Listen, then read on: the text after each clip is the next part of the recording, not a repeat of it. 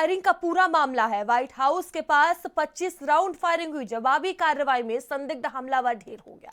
बता दें कि सीक्रेट सर्विस ने हमला कर ढेर किया है, जहां सीक्रेट सर्विस ने पूरे इलाके को घेरा। फायरिंग के दौरान ट्रंप व्हाइट हाउस में थे। राष्ट्रपति डोनाल्ड ट्रंप पूरी तरह से सुरक्षित हैं।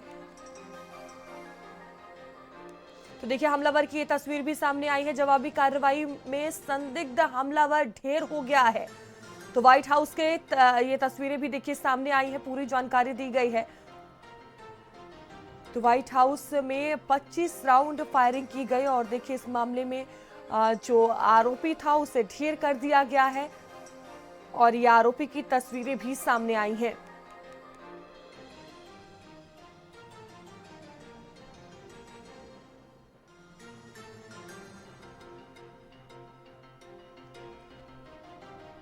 तो अमेरिका के राष्ट्रपति डोनाल्ड ट्रंप व्हाइट हाउस में ही मौजूद थे, जो कि पूरी तरह से सुरक्षित बताए जा रहे हैं। व्हाइट हाउस के पास करीब 25 राउंड फायरिंग की गई और जवाबी कार्रवाई में संदिग्ध हमलावर ढेर हो गया है। और डॉक्टर करोरी सिंह जी हमारे साथ जुड़ चुके हैं। सर देखिए, एक बड़ी कार्रवाई यहां पर की गई है। जिस तरह से व्हाइट हाउस के बाहर फायरिंग हुई, अब संदिग्ध ढेर हो गया है। क्या पूरी जानकारी है इसको लेकर? देखिए, ऐसा है कि अमेरिकन समाज जिस तरह का है उसमें हिंसक प्रवृत्ति ज्यादा है। इसके दो तरह के कारण हैं। एक तो यह है कि वहाँ का कानूनी और ढांचा ऐसा है जिसकी वजह से हथियार रखने की पूरी स्वतंत्रता है, और वहाँ अमेरिकन समाज में जितनी जनसंख्या है उससे कहीं ज्यादा हथियार हैं।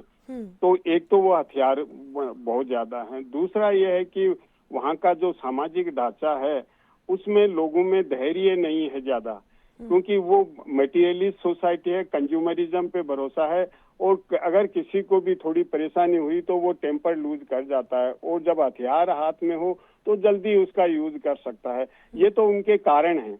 अब देखिए, जो अभी हिंसा हो रही है उसके राजनीतिक कारण भी बहुत ज्यादा हैं।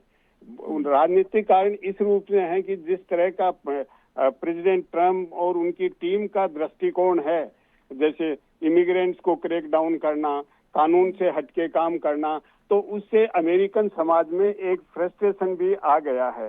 तो ये तो बहुत से कारण हो गए, लेकिन अभी जो घटना हुई है वो मुझे लगता है कि किसी इसी फ्रस्ट्रेशन का कारण ज्यादा लग रहा है। क्योंकि देखिए, 2021 में जिस तरह से आप और हम सब ने विजुअल देखे होंगे, ट्रंप जब चुनाव हार गए थे तो उन्होंने हार एक्सेप्ट नहीं की थी, और उनके समर्थकों ने कैपिटल हिल पे जिस तरह से दावा बोला था, तो ऐसे लग रहा था कि कोई दूसरे देश के एक दूसरे देश पे दावा बोल रहा है।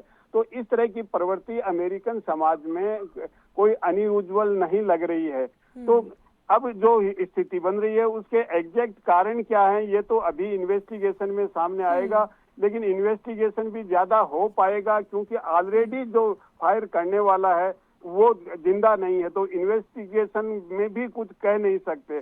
पहले भी सर, इस हमले को किस तरह से देखा जाए? क्या ये अकेले हमलावर का मामला लगता है या फिर बड़ी साजिश हो सकती है? पता नहीं चला है।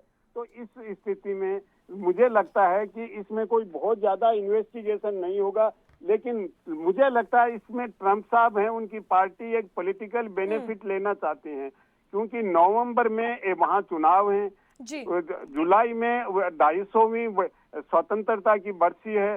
तो उस समय ट्रंप ये दिखाना चाहता है कि अमेरिकन समाज में हम हिंसक गतिविधियों पे कंट्रोल कर रहे हैं, एक आतंकवादी प्रवृत्ति बढ़ रही है, एक तो ये दिखाना चाहते हैं।